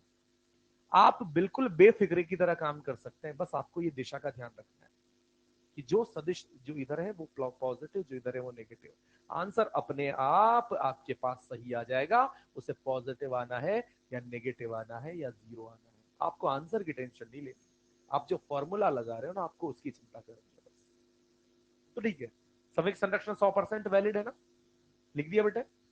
प्रत्यावस्थान गुणांक का उपयोग करके मैं क्या लिख सकता हूं, V2 माइनस अपॉन, तो एक तो ये समीकरण हो गई और एक ये समीकरण। ज्ञात राशियां कौन कौन है, प्रारंभिक वेग ये ज्ञात माने जाएंगे। सब कुछ अज्ञात होगा तो कैसे पता करेंगे। और अज्ञात कौन कौन है, मुझे वही V1 और V2 निकालने हैं।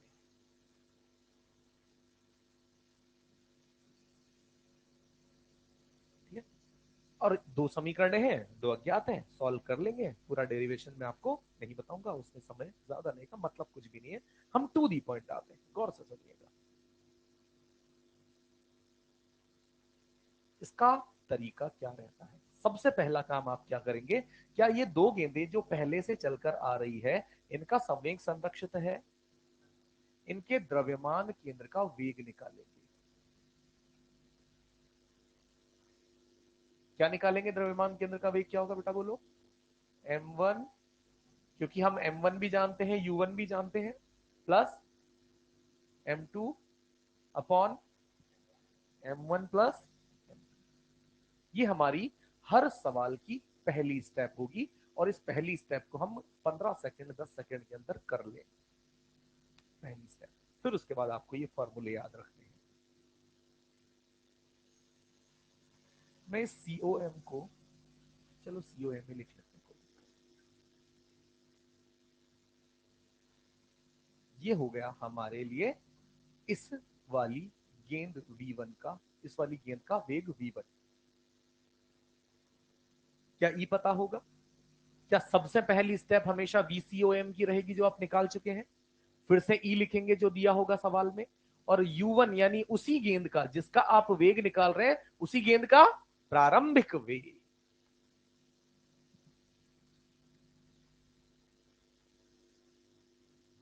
शुरुआत के दो चार सवालों में थोड़ा सा धैर्य रखना पड़ेगा, फॉर्मूले में बहुत मिनिमम कैलकुलेशन होती है, टिप्स पे हो जाता है काम। इसलिए फॉर्मूला याद करना है, समझना है कैसे करना है। V2 बोलो क्या हो सकता है, सेम ही रहेगा यहां तो मामला, समझ गए ना। इंटेलिजेंट हो, घमंड मत करना बस। एक और चीज बता देता हूं, एक और चीज, कि वहां से यहां में, यानी इस स्थिति ए से स्थिति सी में, क्योंकि बी तो हमने गायब कर दी, सी में ऊर्जा में नुकसान, गतिज ऊर्जा में नुकसान है या नहीं है, हो भी सकता है। और इसीलिए उस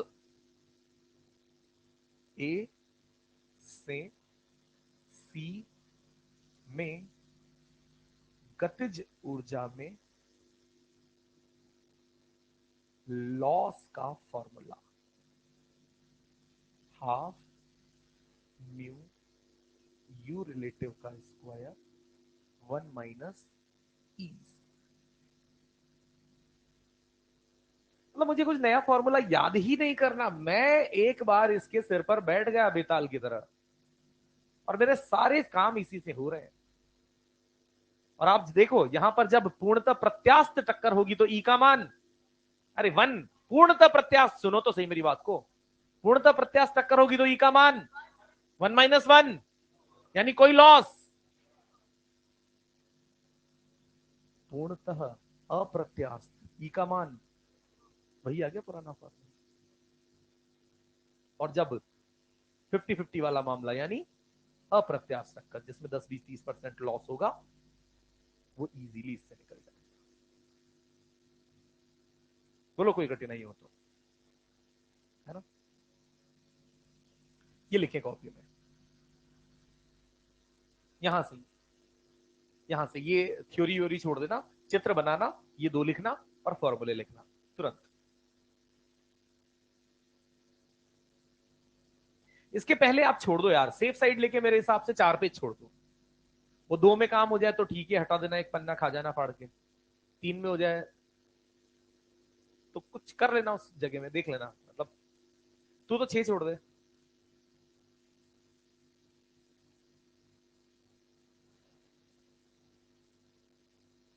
सब अपनी अपनी शक्तियों के हिसाब से छोड़ देना भाई, है ना। सबके लिए जरूरी नहीं है वो 4 पेज, कोई लोग 1 पेज में भी लिख सकता है उसको, कोई 2 में भी।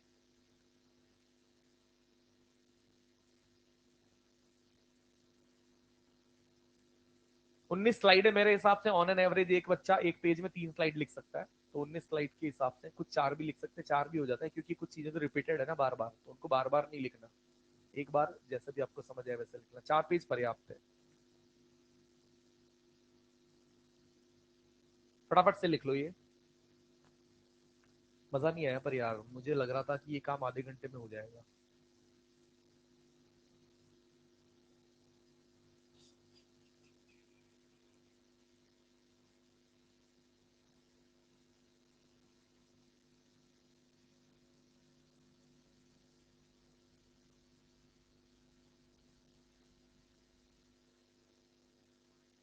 आप तो ये बताओ समझ में पूरी बात आई कि नहीं आई, मतलब डिफरेंस क्लियर रहना चाहिए, ताकि हम सवाल जब करें ना, तो सवाल इस बात में ना उलझे कि क्या करूं, अप्रत्यास्थ है कि क्या है, या फॉर्मूला क्या लेगा। तुरंत रेस्पॉन्स आना चाहिए।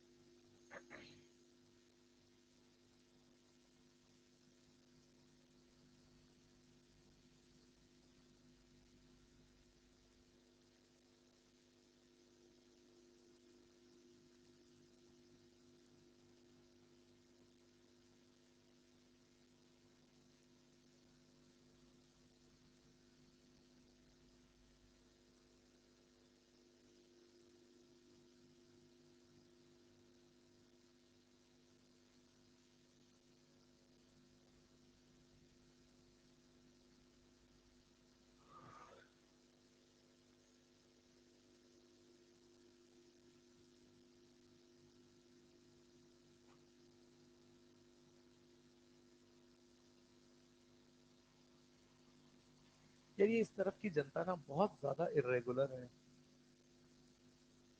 कभी मेरे को 7-8 लोग दिखते हैं, कभी 12-13 लोग हो जाते हैं, फिर अगले दिन कभी 6 हो जाएंगे, 7 हो जाएंगे।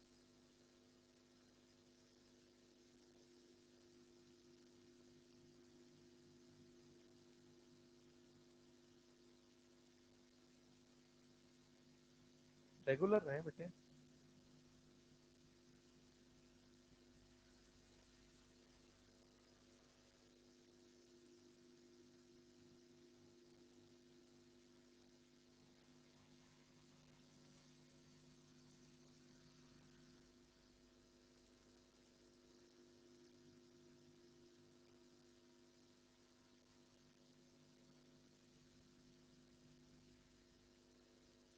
चले।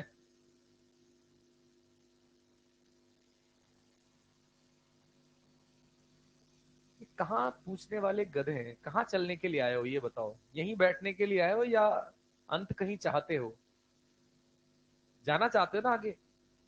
फिर इसमें पूछने वाली क्या बात है, कहाँ जाओगे, पीछे जाना चाहते हो क्या। नहीं ना।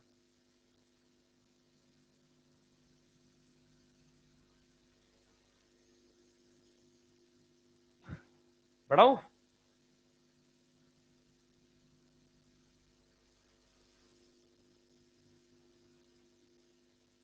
किसी भी कोलिजन के न्यूमेरिकल में।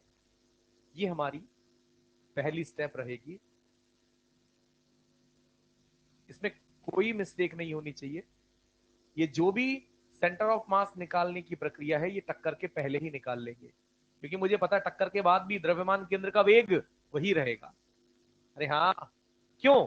क्योंकि संवेग संरक्षित है, बाह्य बल 0 है, जो है आंतरिक बल है। आंतरिक बल से आंतरिक सिस्टम के कुल संवेग में कोई परिवर्तन नहीं होना है, इसलिए उसके द्रव्यमान केंद्र के वेग में भी कोई परिवर्तन नहीं होना है।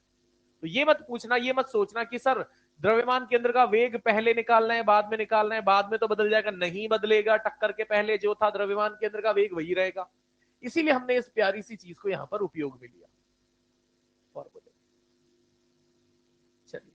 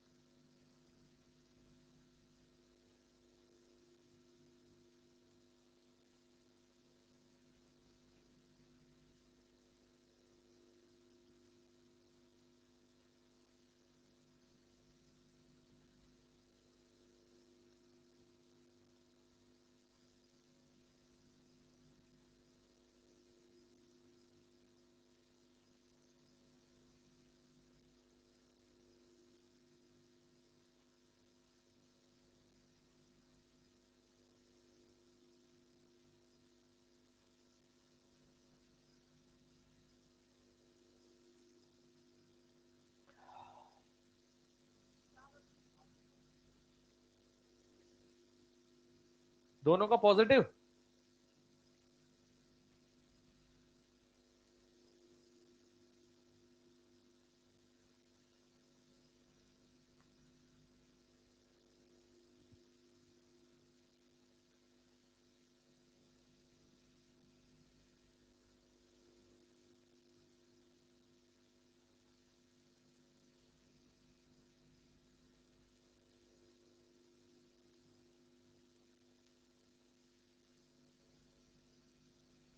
ये U1 हमारा 6 हो गया, ये U2 हमारा 4 हो गया। द्रव्यमान दिए हुए हैं, वेलोसिटी सेंटर ऑफ मास की निकाल लूंगा। 2 × 6, 2 × 4 बटे कुल द्रव्यमान 20/4। इसके बाद अब मुझे टक्कर के बाद का इसका वेग V1 निकालना है। तो V1 बराबर E कितना है? तो 1 + E यानी VCOM यानी -E1 इंटू U1 6। और दूसरा V2 के लिए आगे वाली प्रक्रिया तो सेम ही रहती है ना बेटा, और U2 4। सही है? कितना?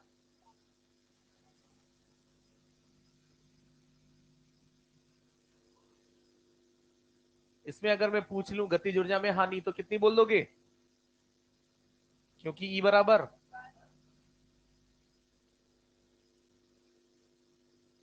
चले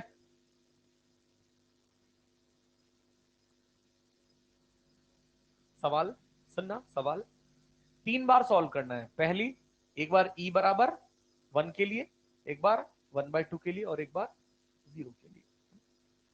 3 बार पूरे पूरे तरीके आजमाने हैं।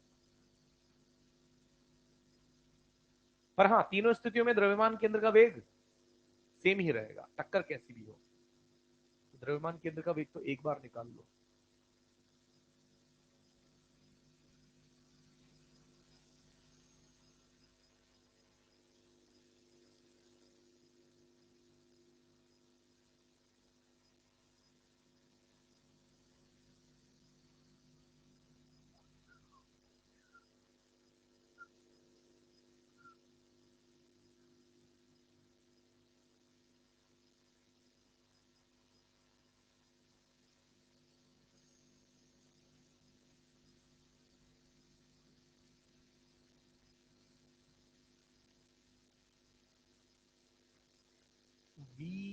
COM,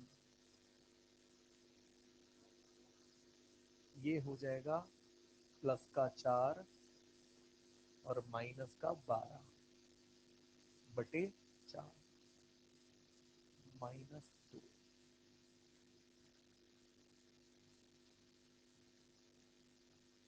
E बराबर 1 के लिए V1 और V2 निकालूंगा।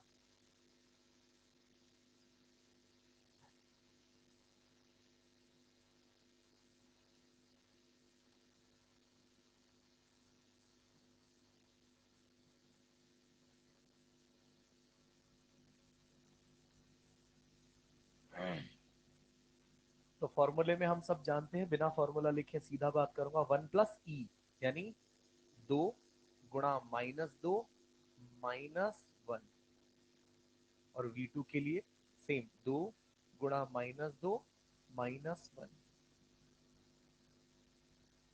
पहली गेंद के लिए बात कर रहा हूं तो 4 लिखूंगा, दूसरी गेंद के लिए बात कर रहा हूं तो -4, और ये -4 -4, और ये -4 और +4। पक्का सही।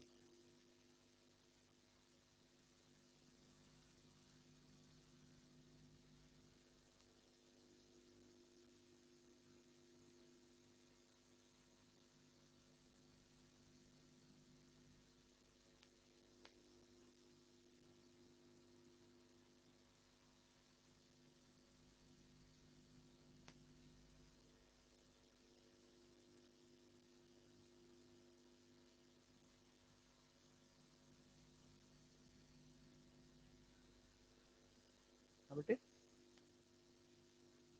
-7 और +1 ये आ रहा है,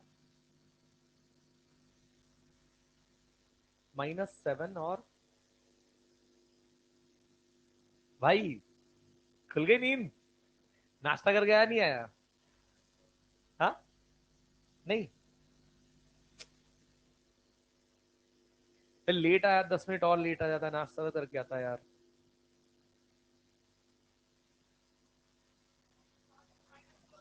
एक बार देखें दोबारा, होनी चाहिए, मतलब मैं चाहता हूँ 100% सबसे ये आराम से हो जाए।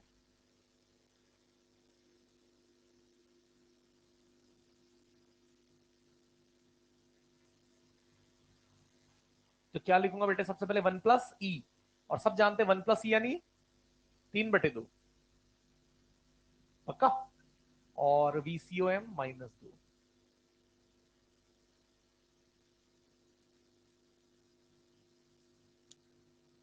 यहां भी 1/2, यहां भी 1/2, यहां 4 और यहां,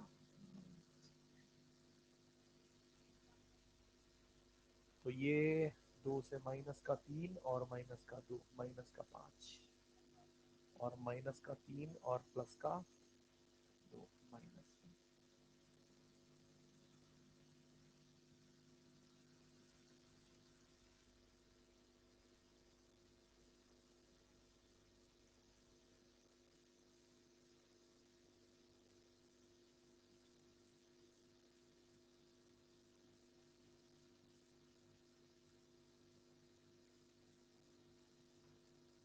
माइनस,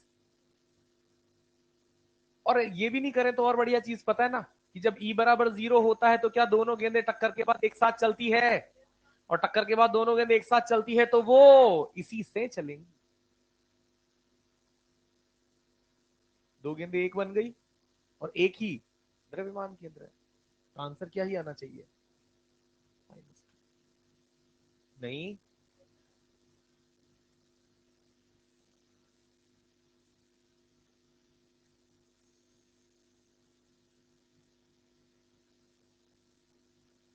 आपका काम ये है इस चीज को प्रूव करना है,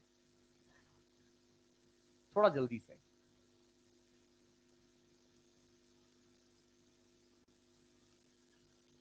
यानी परिस्थिति क्या है? परिस्थिति प्रूव इस चीज को नहीं करना भाई,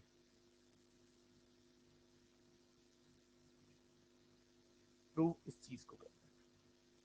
यानी हम ये कहना चाहते हैं कि दो समान द्रव्यमान की गेंदें, यानी M1 और M2 सेम है, एक विमीय रूप से प्रत्यास्थ टक्कर कर, यानी ई का मान 1 है, तो उनके वेग परस्पर बदल जाते हैं। यानी आपको साबित करना है कि जो दूसरी गेंद का वेग है वो पहली गेंद को मिल जाएगा और पहली गेंद का वेग दूसरी को मिल जाएगा। तो इसे प्रूव करें जल्दी से।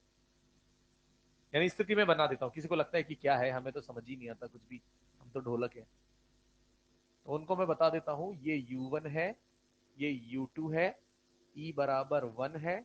आपको यहां पर इस उसी m द्रव्यमान की दोनों गेंदों के लिए वेग V1 और V2 बताना है।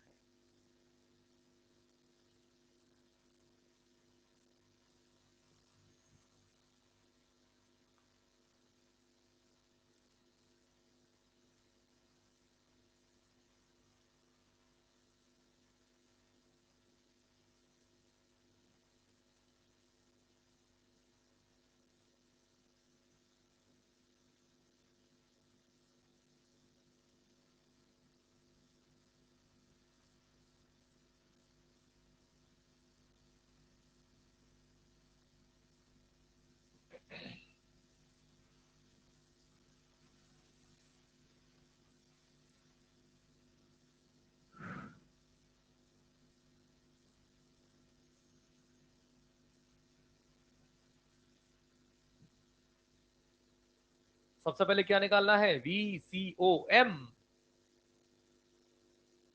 तो अगर मैं यहां पर लिख देता हूं VCOM, तो मेरा M1U1 और M2U2 upon M1 plus M2, M सब जगह काट दूंगा बेटा, तो क्या हो जाएगा, ये U1 प्लस U2 बाय, एक तो ये हो गया।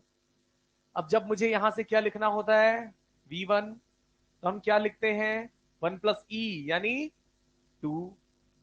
दूसरा क्या लिखना है, V2, V2 में भी क्या आएगा, 1 प्लस E मतलब, और यहां क्या आएगा, VCOM यानी U1 प्लस बटे, यहां भी क्या आ जाएगा, U1 प्लस U2 बटे, फिर माइनस लगा के यहां पर E, और E क्या है, और यहां U1, यहां U2। अबे यार भाई, 2 से 2 क्या बचा, यहां क्या बचा, यानी पहली गेंद को किसकी वेलोसिटी मिल गई और दूसरी को, और यही चीज यहां पर लिखी है कि उनके वेग परस्पर कब, स्थिति क्या समझ में आई, मास बराबर होने चाहिए और ई का मान 1 होना चाहिए। इसके अलावा हमने कोई चीज यहां नहीं मानी है, सिर्फ मास बराबर और ई का मान 1 हमने यहां से माना है। जैसे इस सवाल में देखो, क्या दोनों के द्रव्यमान बराबर है,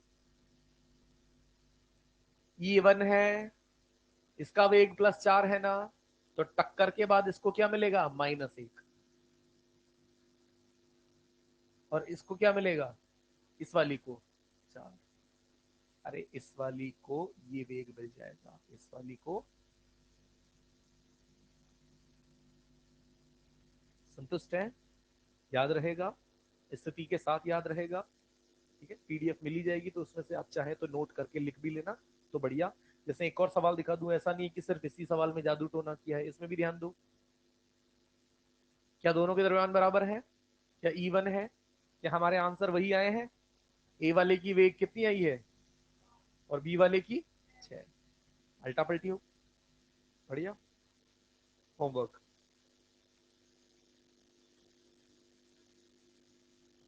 मुझे ईएलपी है मेरे पास, मुझे मॉड्यूल निकाल के देते बस।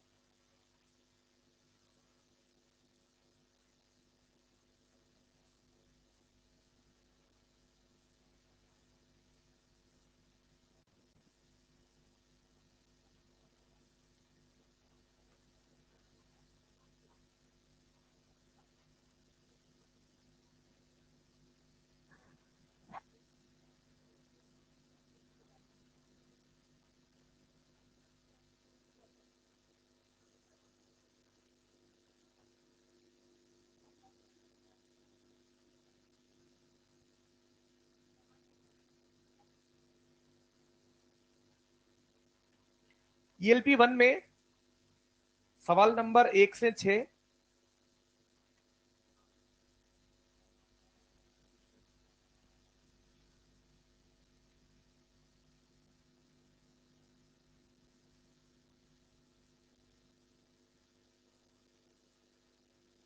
सात, 8, 10,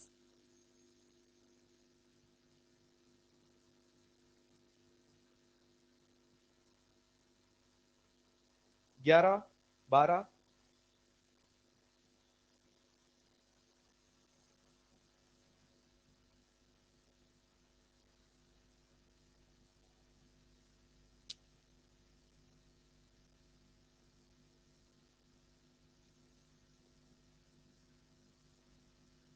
ईएलपी 2 में सवाल नंबर 2,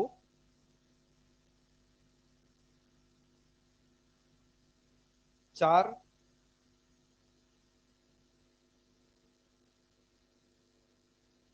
10 मॉड्यूल,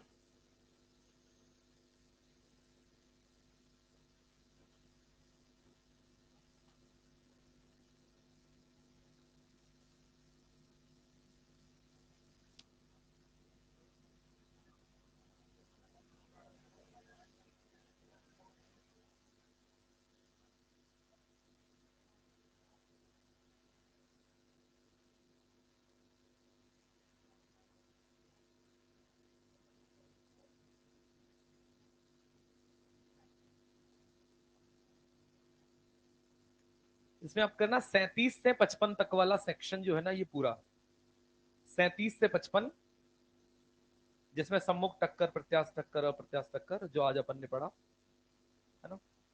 ज्यादातर सवालों में आपको जैसे ही आप उलझने लगे तुरंत फॉर्मूलों पर आ जाना, आपको समझ में आ जाएगा किसका वेग कितना है, क्या दिया है, प्रत्यास्थ है अप्रत्यास्थ है। Thank you. और